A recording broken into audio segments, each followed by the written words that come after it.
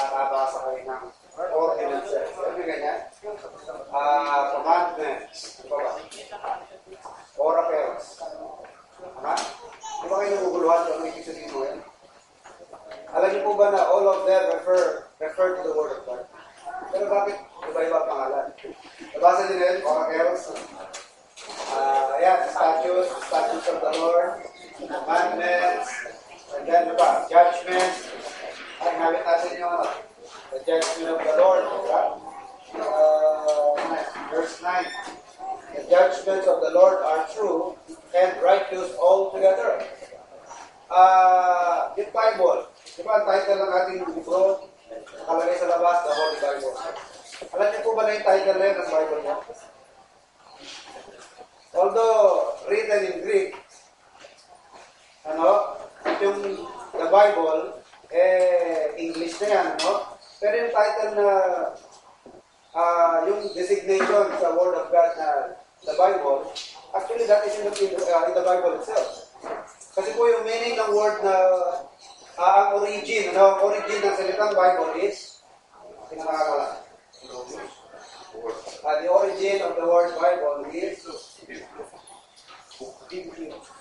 Biblos or Biblion. Babasa pa ninyo, So, ito ang pinanggalingan ng salitang Bible. And, ano ang kaulugan nito? Biblos or Biblion means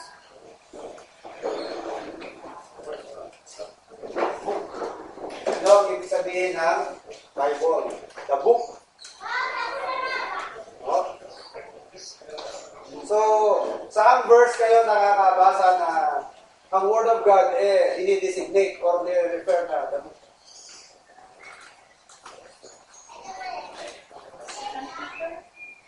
Diba sa Hebrews chapter 10, behold, I come in the volume of the book. It is written of me. So yung the Bible, the Holy Bible or the book is a biblical title. So sa hapon ito mga kapatid, we will learn about the different designations of the Bible. That's tinawag na judgment.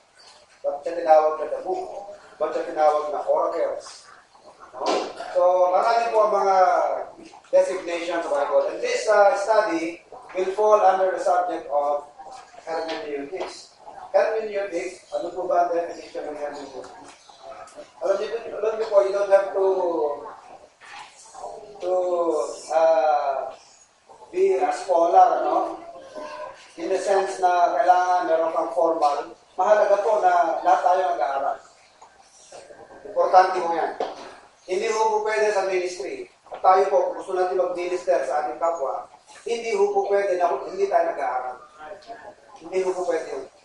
Kahit sabihin nyo, hindi po pwede sa ministry at hindi nag-aaral. Hindi ko sinasabing, hindi pwede walang pinag-aaralan. Because most of the disciples of the Lord, maliban lamang kay Apostle Paul, most of them are ordinary. Mga hindi naman nag-aaral sa mga matataas na universidad. Hindi ko tinutukoy na okay lang kung walang pinag-aralan or hindi pwede walang pinag-aralan. Ang sinasabi ko, hindi po pwede sa ministry ang walang alam. Kaya kung nagsimula ka na walang pinag-aralan, magsimula ka ng mag-aral. Dahil ang ministry po, hindi po pwede sa walang alam. Dahil ang kino-convey po natin sa tao ay salita ng Diyos. And accuracy is very important. This is the Word of God. At ang ating ministry, hindi ito secular. Hindi ito, pag nagawa mo duty mo, tapos na, 8 oras ka ng trabaho, kaya naniwala sila, kaya hindi, kaya minaintindihan o wala. Basta tinapos mo 8 oras mo pagtutungo sa eskwelahan, tapos na. Hindi ko ganun eh. You are ministering the Word of God. At meron effect pa yan sa buhay ng tao. For wrong, or for right, or for wrong. For better, or for worse. For good, or for bad. Kaya yung mga natuto ng mali, saan sila nag-end up? They will go to hell because of the false teachings that they learn. So, hindi mo natin kailangan pumasok para lang maging pastor sa isang universidad. Although, if you can do that, kung available na magagawa niyo yan, so much the better. Pero hindi naman nangangulugan na hindi ka nakapasok doon, hindi ka na pwedeng maging minister. Yun lang ang ating pinag-iisa. Diyos ay merong alam. Especially if you will be preachers. Sabi sa mga sa qualification ng isang pastor, apt to teach. So when you say apt to teach, it doesn't speak only of the ability to be able to teach, ability to teach, but yung learning, you have something to teach. Not only the ability to teach, but also the things that you will teach. Otherwise, kung magaling ka nga, meron kang ability na magturo, pero wala namang content yung tinuturo, anong kalalabasan mo? You'll be like a sounding brass or a tinkling cymbal. Yun ang sinasabi ni Paul. You are like a sounding brass or a tinkling cymbal, kamukha nang nangyayari sa maraming politiko. Diba? Sasam ka ng pulpito, kahit walang outline yan. Pero kulang ang isang oras. Ano sila? Bokador. Merong isang preacher na hindi ako naniniwala sa outline na yan. Ang salita ng Diyos, yan ang mensahe. Kaya pag tayo niya, basta magbubukas ng Bible, at kung ano yung nabuksan niya, doon na siya magtuturo. Kaya hanga ako kung kakayanin yun. Magaling ko yun kung talagang epic. Pero mga kapatid, mas maganda pa rin kung merong outline dahil hindi ko nagkakalap-kalap. Correct? At least meron tinutumbok, merong direction, But you can do expository preaching. Pero kayo isang verse o dalawang verse na babasahin, and then you will do exposition of those verse, isang word, kada word. For example, sa book of, napakikino Philemon, di ba? Nagsilang ang book of Philemon. Talagyan nyo, anong mapupulot sa book of Philemon? Anong preaching ang pwede nyo ma-preach yun? Sa book of Philemon. Haven't you noticed there are three things na na-mention doon? Tatlo. Fellow, laborer, fellow, prisoner, fellow, soldier. And it tells something about us as Christians, At bilang mga magkakapatid sa Panginoon. Ito, pwede nang preaching ito eh. Pwede nang preaching sa akin. So,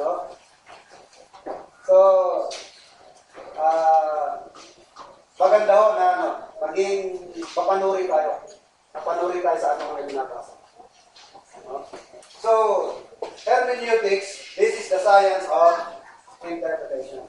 So, ang pag-aaral tungkol sa Bible, it falls under the subject of hermeneutics. Ano ba itong hermeneutics? The science of interpretation. It was derived from the Greek word Hermes, or the Greek god. Pero sa Greek mythology, meron silang god na pangalan ay Hermes. And Hermes is the interpreter. He is the interpreter of the gods. At ano pa siya? Siya po yung messenger. He is the messenger and herald of the gods and the interpreter of Jupiter.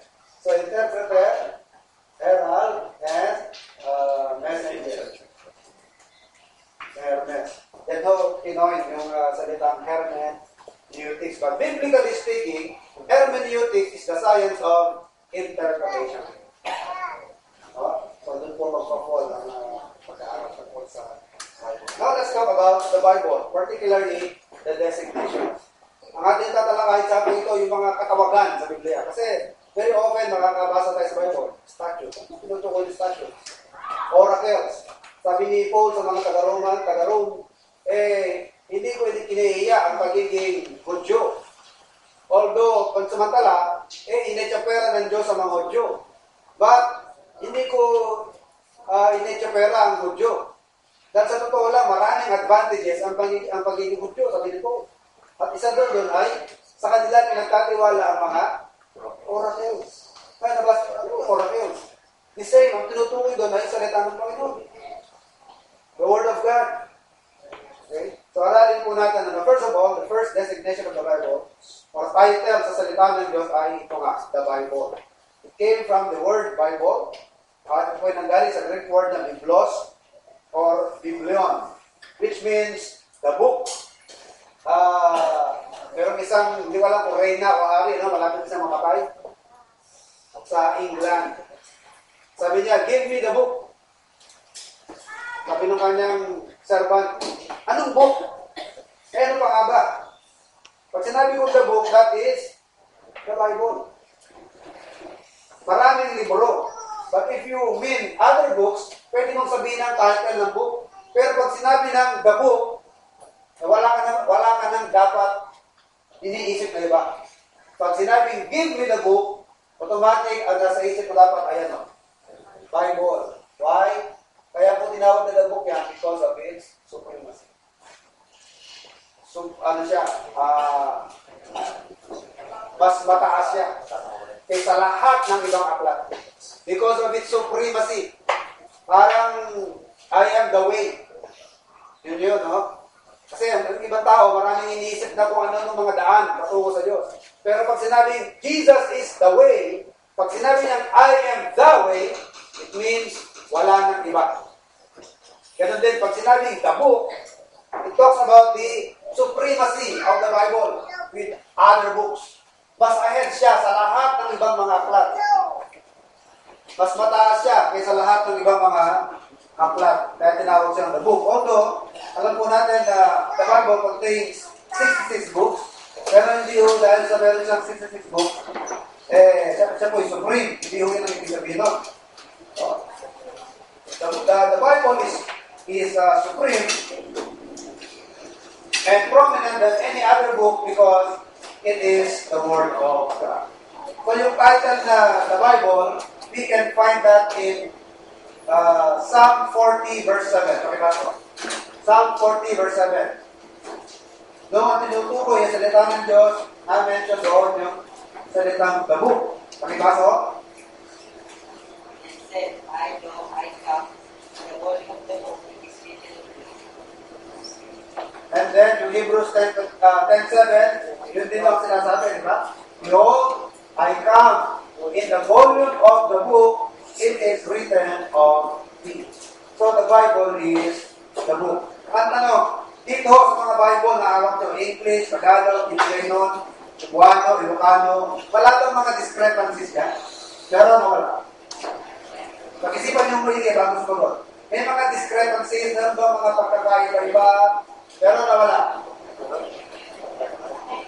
Meron. What does it mean? May mali sa Bible? Does it mean may mali sa teaching ng Bible? Walang mali. Alam niyo, ang error sa Bible ay hindi error ng Bible. Error ng mga translators. There is no such thing as perfect translation. Dahil mahirap mag-isip ng eksaktong salita pag isinasalin mo na sa ibang wika. Kahit sa English, ganun din. Okay lang sa mga iba, pero hindi sa lahat. Pag sinabi mong bahay, house, okay. Pagkain, food. Pero pag sinabi mong sayang, paano Inglesin nyo? Ano yung saktong katumbas no? Sayang. Kaya, makita nyo na, walang eksaktong katumbas. Tagalog, Inglesin nyo yung pag-ilang ka sa magkakabagay. Kaya,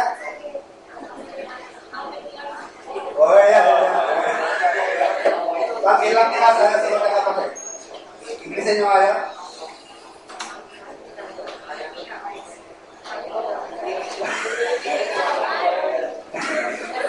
Pero sinasabi ko, ay informational language.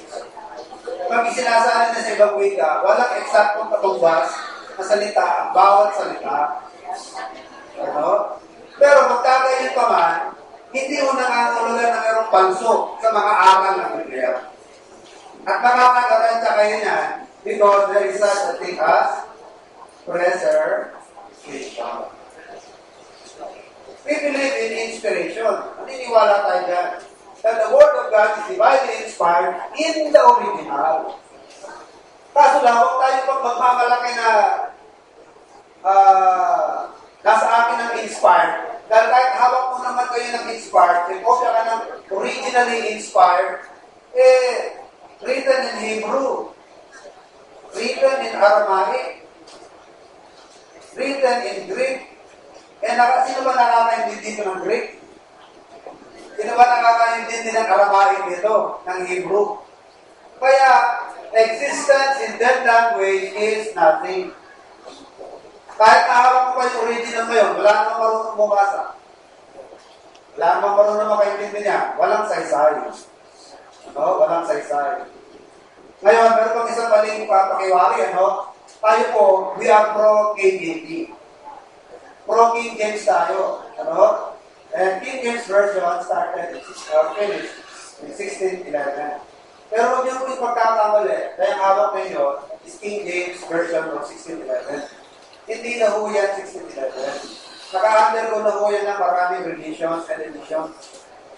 Kasi if you want to have the King James Version of 1611, kahit hawakan mo ngayon yan, hindi mo mababasa yan ng dire-diretso. Ang hirap ho. Parang yung Tagalog natin ng Arab, napakaraming letter C. Kapos. Kung sinabi kapos, C-A, spelling mo. Ikaw. Serenion. No? Yung W nila, gagawin nilang UI. Kawili-wili. Oh. Mahirap basahin. Ngayon mga kapatid, ang salita kasi, nag-evolve yan eh. Diba? Nag-evolve yan. Diba yung mga salitang nag-evolve? Prevent. Oo, yan. Sa Tagalog, pero kung alam ng mga salita natin nag-prevent. Wala kayo malala. Alam niyo ba na yung salita natin, napakaraming Chinese? There are about 1,500 Chinese words that are incorporated in our Tagalog language. Kagaya na susi. Swerte. Yung buwisit. Chinese yun eh. Hindi yata yung swerte, yung buwisit. Mucha.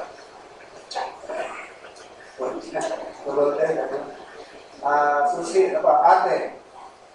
Lelo. Lola. Miswa. Hopia. Siomay. Basta 1,500 and then eventually wala na, nakalimutan na nasa Chinese na gano'n. Nag-evolve eh. Tinanggap na lang natin na salita natin. So, mga kapatid, there is no such thing as perfect translation. Pero kahit na walang perfect translation, you can still be guaranteed that we have the Word of God because of preservation. So, sa translation, mga kapatid, talagang walang perfect na pagkaka-translate. Kung kasi hindi pakilala sa magkakamatid, hindi nyo may translate sa English. O, yun assignment nyo, pagbalik natin Sunday, nasabihin kayo. Maghanap kayo ng Amerikano. Sabihin mo, Brad, how do you say in English? Pangilang ka sa magkakamatid. Wala pa kayo naisip? Hindi nyo pa rin naisip? Ito, meron tayong mga rito, Masko. Ano? Yeah. So, mistakes, verbals, errors, no? Pero hindi na nangulugan na may mali at teaching na. So, the first designation for the Word of God is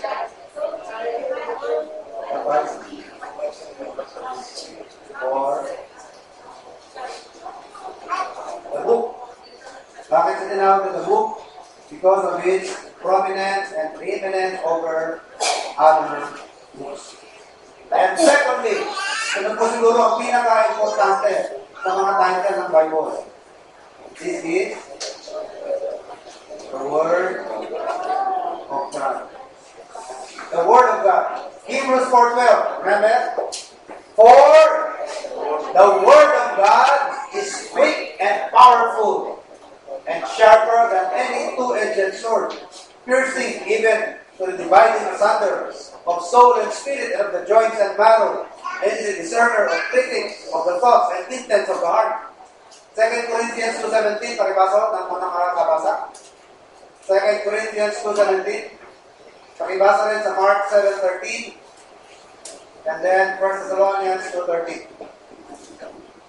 Ano yan? For we are not as many which corrupt the word of God, but as of sincerity, but as of God, and as of God. The Word of God. And then Mark 7:13. Making the word of God manifest through your traditions, which you delivered in instruction. The Word of God, making the Word of God of non-effect. As 1 Thessalonians 2:13. For this cause all the thanks to God without ceasing.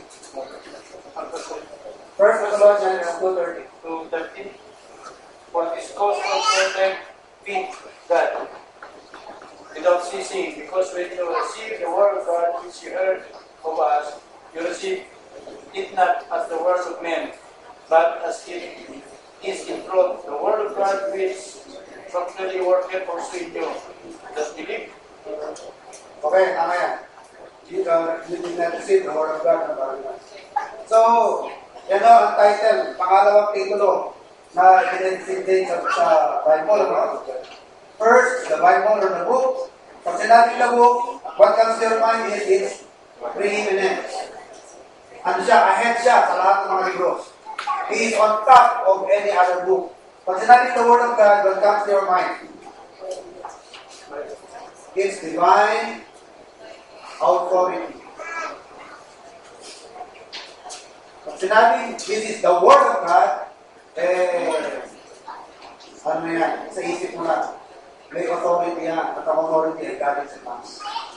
Galing sa Diyos. So what should come to your mind is that the Word of God is of divine authority.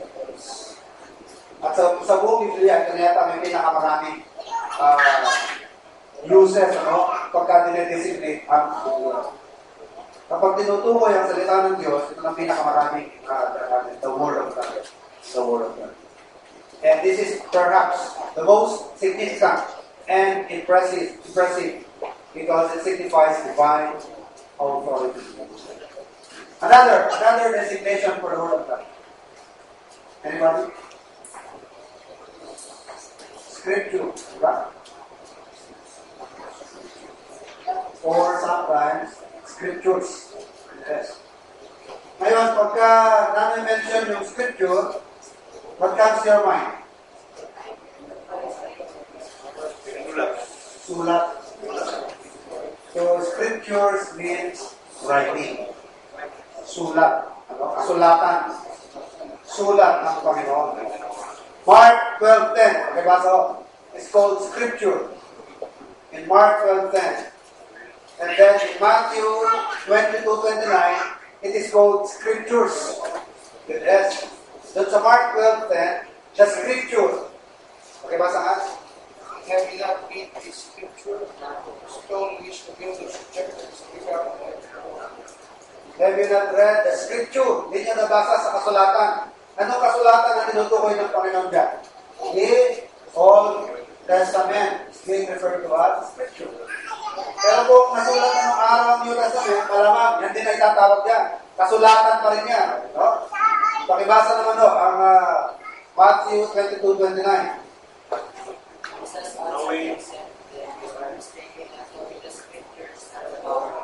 You are mistaken in not knowing the scriptures. Nagkakasala kayo in not knowing the scriptures. Yes, that is about divorce yata, no? Ang context is about divorce. Ano pa? Sa Timothy, 2 Timothy 3:15. All scriptures is given by inspiration of God. Ngayon, sa Old Testament, na-mention ba na yung Torah? Na-mention ba na yung mga Pentateuch? Dinesignate ba yan na scripture? Yes. You can read that in Daniel 10 and verse 21. Pakipaso, Daniel 10:21. Hindi lang yung Torah, kundi yung mga libro na mas naunang nasulat pa kaysa sa book ng Daniel. Tandaan niyo po, ang Biblia is about 1,500 years in the making. Parang isang pelikula, no? May pelikula na 10 years bago nabuo. Alam niyo kung ano yun? Yung 10 Commandments. Wala nung simulan yung film, hanggang sa binubuo piece by piece, lahat ng mga scenes, lahat ng eksena, inabot sila ng 10 years. at inabot na 10 direktor bago nabuo. Ngayon ang Biblia, mas malupit. Binuo sa loob ng 1,500 years bago na-complete. At sinulat yan ng 40 na mga writers from different walks of life. May mahirap, may mayaman, may hari, may reyna, may doktor, may farmer, may fisherman, may mga shepherd, may abogado, may physician, people from different walks of life. Ngayon mga kapatid, what is the chance? Hahanap tayo ng 40 tao.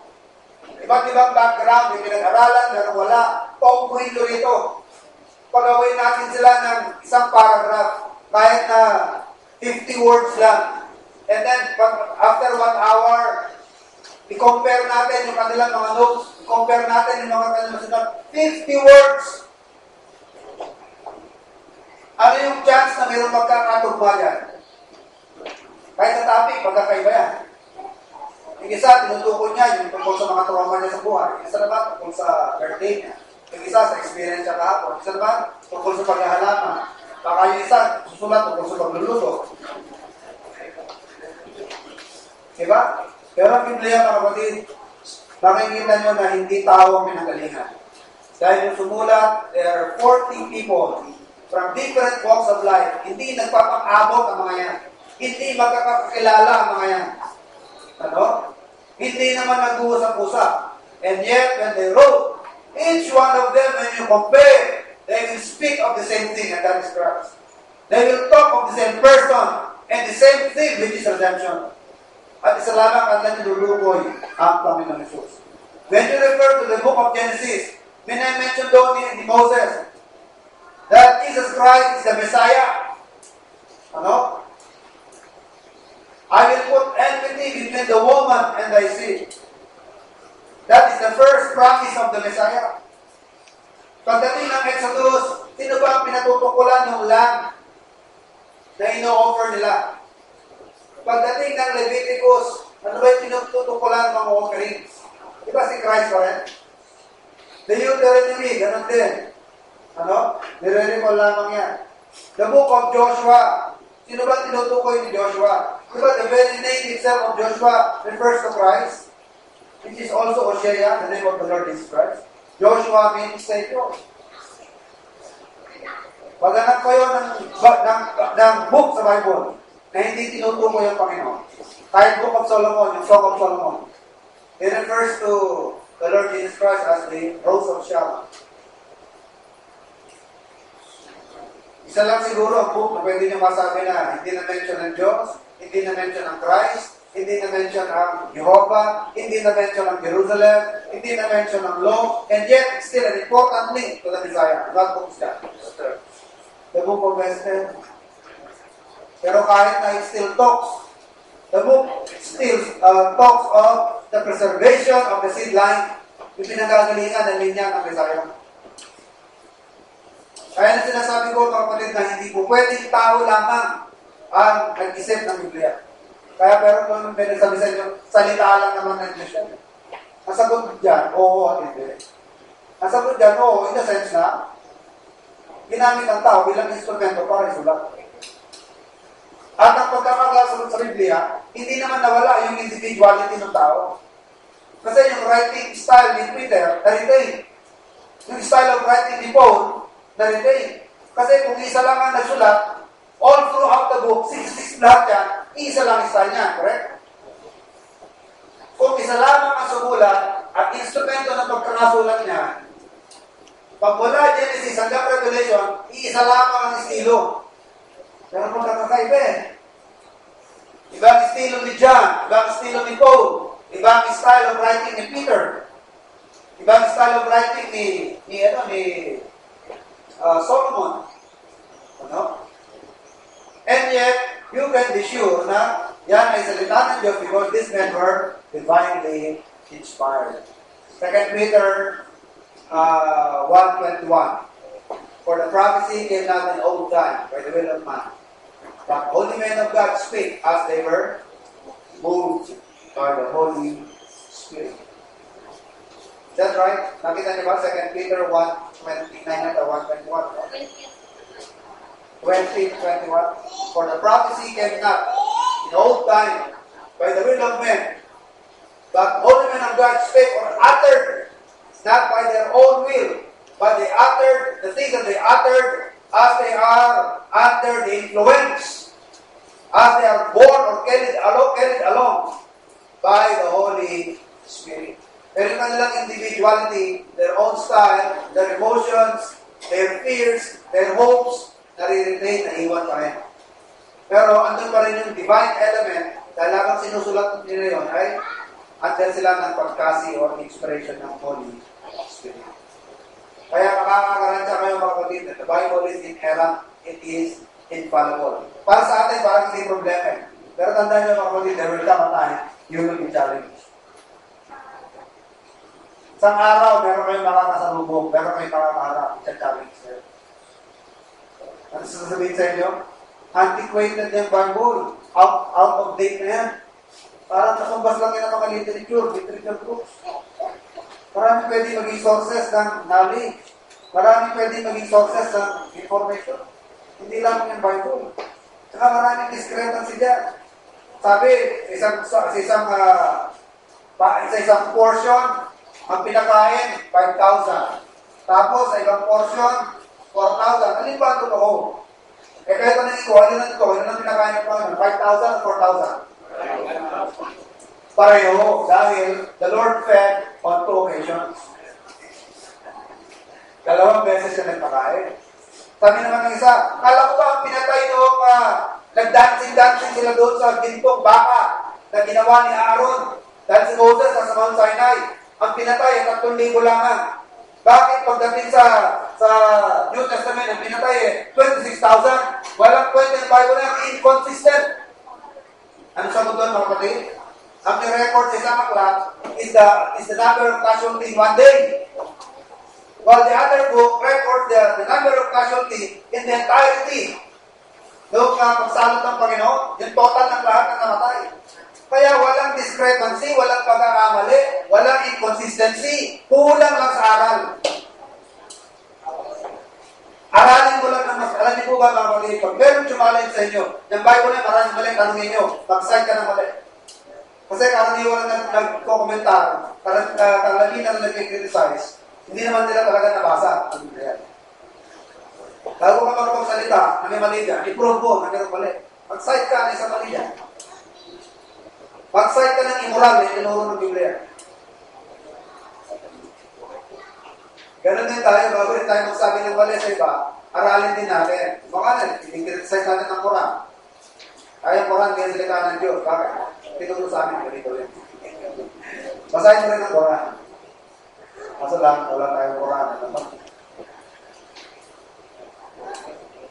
Sabi natin, mali ang apocrypha. Ano mali sa apocrypha? Isang tinuturo sa apocrypha, purgatory. Prayer for the dead. Antibigal yun, prayer for the dead. Ganun din para kapatid. Pag meron tutulisa sa atin, aralin mali yan sa Biblia. Tanongin mo, ano yung mali? Ano yung nakikita mo mali? So, kalimitan mga kapatid na nakikita ng discrepancy. Wala naman talaga, wala yung consistency. Aralin mo lang ang malalim. Nakikita mo, all throughout, the Bible is consistent. Merong congruity, merong harmony, merong consistency. Nagsusupplement ang bawat isa, walang nagkokontrahan. Sabihin natin, kala ko ba, sabi ni Paul, we are saved by grace, not by works. Eh, bakit sabi ng James, faith without work is dead? Sige nga, sabi natin, ano sa mundo? May mali ba sa kanila? O parang tama?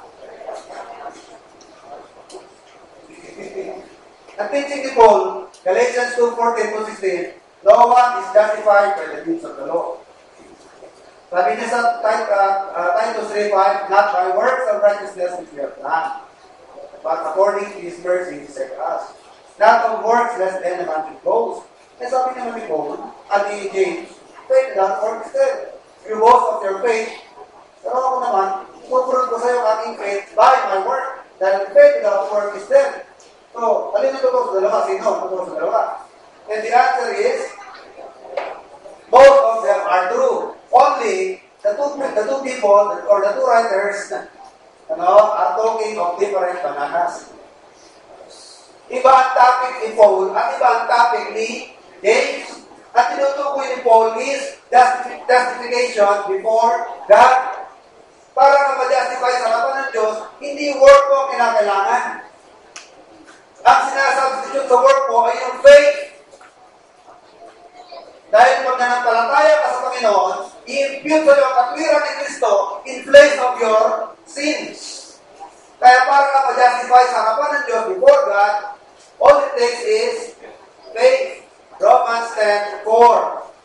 For faith is the end of the law for righteousness to everyone that believeth. If you will believe, it is as if you have fulfilled the whole law and you have righteousness before God.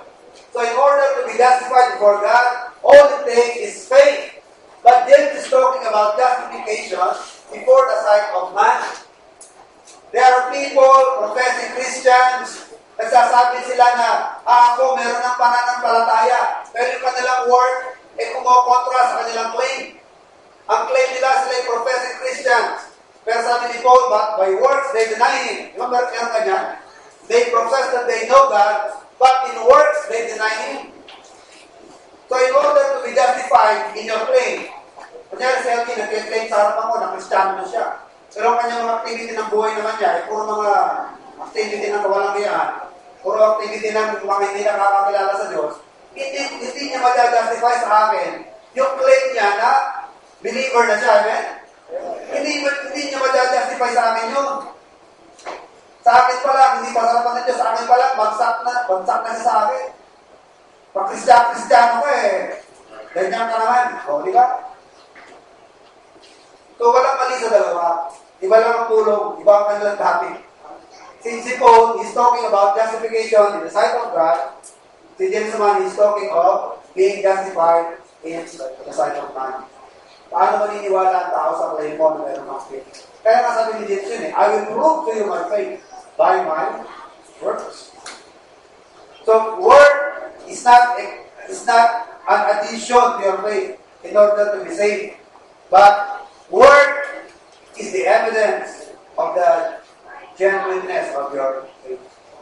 Ang work mo ang magpupruweba, magpapatunay na genuine at tunay ang iyong faith.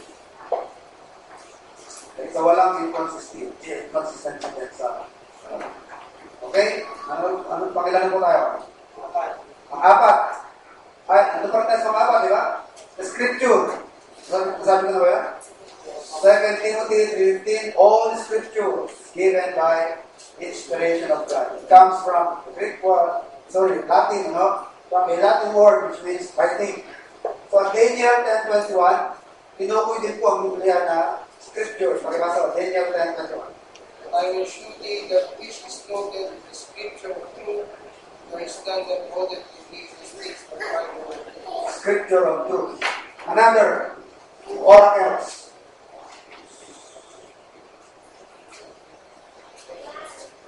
Oracles.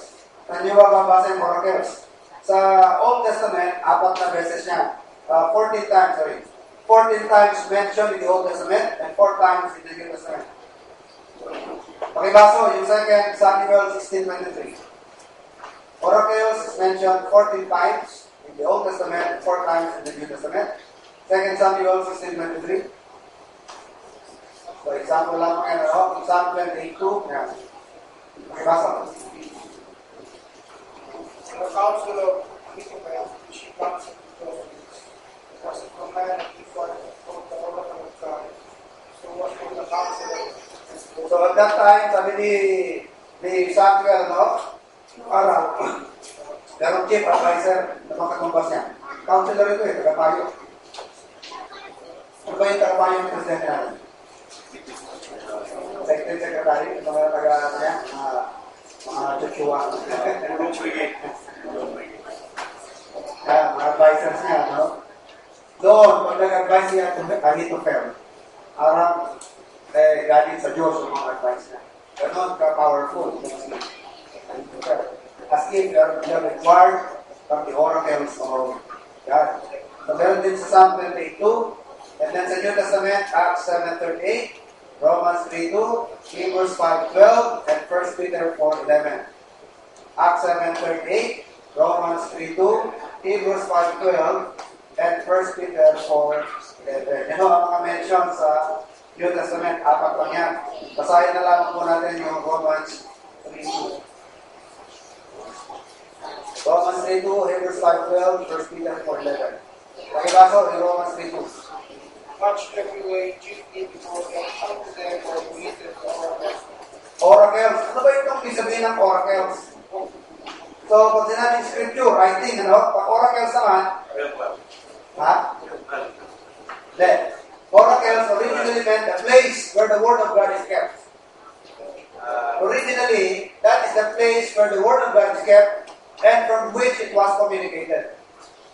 Doon din tinatago ang salita ng Diyos at doon din tinuturo. Ano? And then later on, it has the thought of a person proclaiming the word. So, yun ang dapat ang pumapasok sa isipan natin. The oracles of God. Doon, yung safekeeping ng salita ng Panginoon. Pinaglalagakan ng salita. At doon din itinuturo. Gusto ko mag-inquire kung saan natin yung tungkol dito. Pasahin natin. Dedicate ko na communicate ko tao. Kung anong payo. Kung anong turo. So, the oracles originally meant a place where the word of God is kept and from which it was communicated. Later on, it developed, now it has the thought of a person proclaiming the word. And then another designation for the Bible is precepts. Diba mayroong verse na ganyan? For precept must be upon precept, line upon line. Diba? Precept must be upon precept. Paki-check yan, hindi mo na hanap yung Bible yung verse na yan, pero relevant yung verse. For precept must be upon precept, line upon line. So, what do you mean by precept? It means prescribed truths. Prescribed truths. Ito na yung mga sinabi ng Diyos na katotohanan. Ito ang katotohanan tungkol sa bagay nito. Thy word is truth. So, when we speak of precept, this is truth. That should govern one's conduct and our conscience. Anong sabi ba? Alam ko, Isaiah yun eh. Pakibasa, Isaiah 28:10. Brother Charles. For precept must be upon precept, precept upon precept, line upon line, line upon line, here a little and there a little. Mag-expound ng truth, no? Nehemiah, meron din. So, ang tinutukoy dyan ay salita pa rin ng Panginoon. Pero ang main thought, ang sinabing precept is the truth about our proper conduct, and the things that should govern our conscience. So, precepts means prescribed truths. And fulfilling of precepts brings enjoyment. Ibigay ito ng kaligayahan sa atin, Knowing God, you have a clear conscience before God. Pero pag meron kang hindi nasusunod sa mga sinabi ng Diyos, sa iyong pamumuhay, ano mangyayari? Kalungkutan, Because you are aware of their violations. At walang Kristiyano na nakakalabas sa kalooban ng Diyos. You are not happy pagka kalalabas natin ang salita ng Panginoon. Then another designation is statutes. Psalm 98, diba? The statutes of the Lord are right. Diba? The statutes of the Lord are right. And statutes has to do with our fixed obligations. Yan ang mga in-engrave. It comes from a root word which means to engrave. Thus, statutes are the fixed and engraved by the hand of God. Ito po yung mga inukit ng Diyos sa obligasyon namin. Obligasyon sa Kanya, obligasyon sa ating kapwa. Towards our neighbor, statutes, fixed obligations. And then what else? Commandments.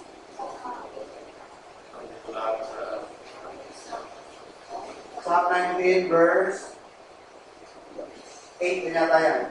Alam ba ako? The commandments of the Lord are right? Right? Ano right? Sana na.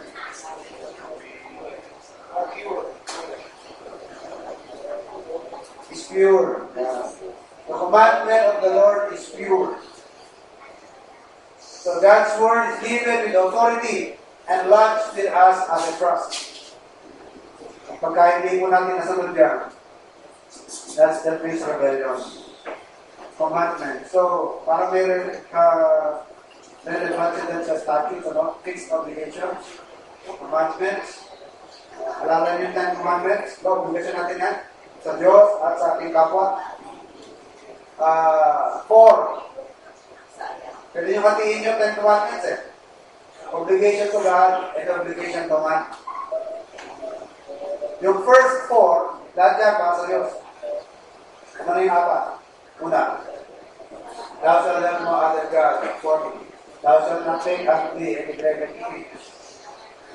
Do not mention the name of God in vain.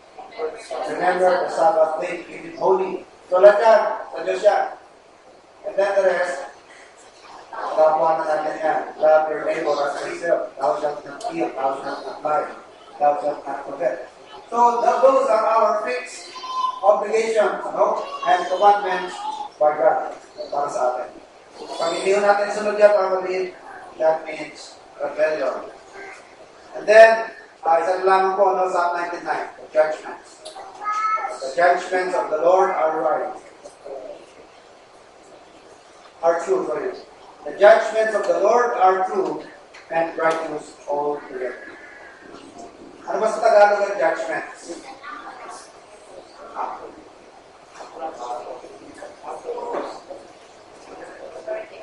Hatol, ano? Ito ang hatol ko pagdating sa bagay niya. Ito ang sinasabi ko tungkol sa bagay niya. Ang black, black. White is white. No? So, nung sinabi ng Diyos na mali, kahit sa panahon, parating mali yan. At anong bagay na sinabi ng Diyos na ito ang tama, sa lahat ng panahon, yan ang tama. Kaya kung meron tayong mga issues, meron tayong mga discussions or debates tungkol sa isang bagay, kasi ang gobyerno natin, walang fixed standards eh. Ano? Ang marami sa gobyerno ngayon, double standard. Hindi lang sa gobyerno sa mundo ito, double standard. Walang absolute standard for morality. Walang absolute standard for right and wrong. Lahat relevant, lahat relative. Puro lahat depende sa conforme. Puro lang relative. Depende. Tama ba ito? Depende. Parang walang absolute. Pero hindi ganun sa Bible, mga kapatid. Ang standard ng Biblia, ang hatol ng Biblia, maraming na yan, absolute. Because it is devised in infinite wisdom. Ito ay binigay ng Diyos, ginawa ng Diyos out of His infinite wisdom. At yung judgment ng Panginoon, mga kapatid, diyan tayo hahatulan ng Panginoon sa kanyang mga judgment. Sa kanyang mga ginawang hatol, sa tama at mali, diyan na tayo hahatulan. No? By them we must be judged. And by the judgment of God, we must judge. Ang dapat ihahatol natin sa mga bagay-bagay, pag sinabi ko kasing hatol, yung ano masasabi mo, ng hatol mo. Anong hatol mo sa mga sitwasyon na yan? Anong masasabi mo? Yung sasabi mo hatol. Anong judgment mo? Anong pananaw mo sa mga bagay na yan? Anong tingin mo? Kasi mundo ito lalaro eh. Kumabasa sa capital punishment.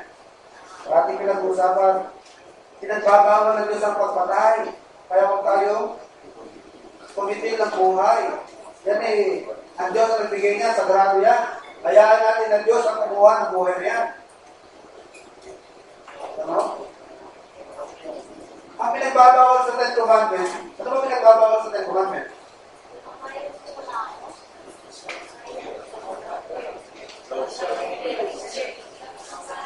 Murder. Ano ba murder? Murder is what? Premeditated 3:20, 3:10, pinagplanuhan niya. Yun ang pinagbabawal. Pero pag sinabi na Diyos sa pumatay ka, pagkakasala ka, pag hindi ka pumatay, ano nangyari na yan? Ang sabi niya kay Saul, pumatay ka, huwag ka magtira. Ang ginawa niya, nagtira siya, hindi niya pinatay lahat. Kaya nagkasala sa Diyos. Tandaan nyo, God made laws. God makes laws. Siya ang gumagawa ng mga batas. Pero hindi sa ilalim ng kanyang batas. He is above His laws. Yung kanyang holiness ang nagsasabi kung ano ang batas. Pero hindi siya nagpapasakop sa kanyang batas. Pag sinabi niyang bawal pumatay, pagkakasala ka pag pumatay ka. Pero pag sinabi niyang pumatay ka, pagkakasala ka pag hindi ka pumatay. Kaya ng worthy of capital punishment, hindi mo pinatay. Kakasala ka sa Diyos niya. Kaya lang hatong ng Diyos yan mamatay. Sabi nila wala naman nangyayari. Takot ba ang tao? Hindi naman Hindi naman pinag-uusapan yan kung deterrent o hindi. Kasi nililihis nila. Sabi nila hindi naman deterrent Hindi naman nakakatakot ng tao. Kaya hindi nakaka-deterrent sa krimen. Ganun pa rin ang krimen. Hindi naman yun ang issue Ang issue sa capital punishment at sa crime, ano ang katapat? Yun ang issue ron. Ano ang katapat sa ganitong uri ng krimen? Diba sa Bible? Tooth for tooth, an eye for an eye. Diba? Buhay ang kinuha, buhay din ang kapalit niya. Ano? Tapos meron may anak na parating nagbubugbugan at binugbog ng isa yung kabila, umiiyak. Anong ginawa sa'yo? Binugbog, bugbogin mo rin.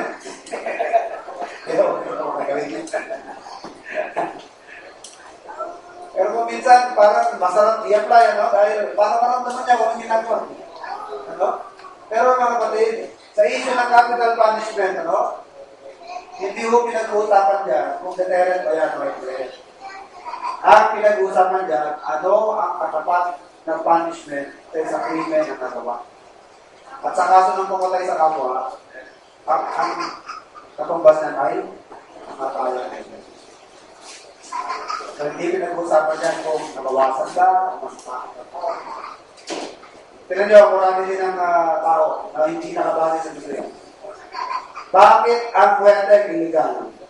Tapos yung mas malaki pantaya kaysa wete, yun ang legal. Diba?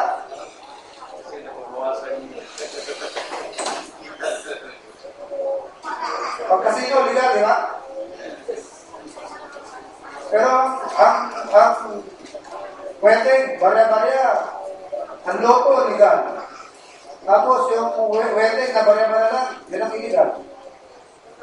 Pero kung Diyos ang pag-usapan, parehong hindi pwede yan. Because it robs the poor of their bread. Sabi ng Book of Proverbs, do not rob the poor of their bread. Kung tayo may senso sa buhay, hindi sa ganyang paraan. From the sweat of your brow, sabi ng Bible, you will eat your bread. Pag-ihirapan yan, hindi natin iniiwan yan sa camps. Hindi natin pinagkakatiwala sa dungeon. Pinagsisumikapan natin yan. So, doon natin makikita ng judgment ng tao, ang kanyang standards ay malayo-malayo sa standard ng tao. Sa ngayon, ang live-in, rampant, as if it becomes the rule. Yan na yung rule, rather than the exemption. Ngayon, kung meron nag-live-in, nobody blushes. Nobody gets surprised. Oh, ano ba na? Bakit? Ano ba bago? Wala na. Noong araw, iba, it will become the talk of the town.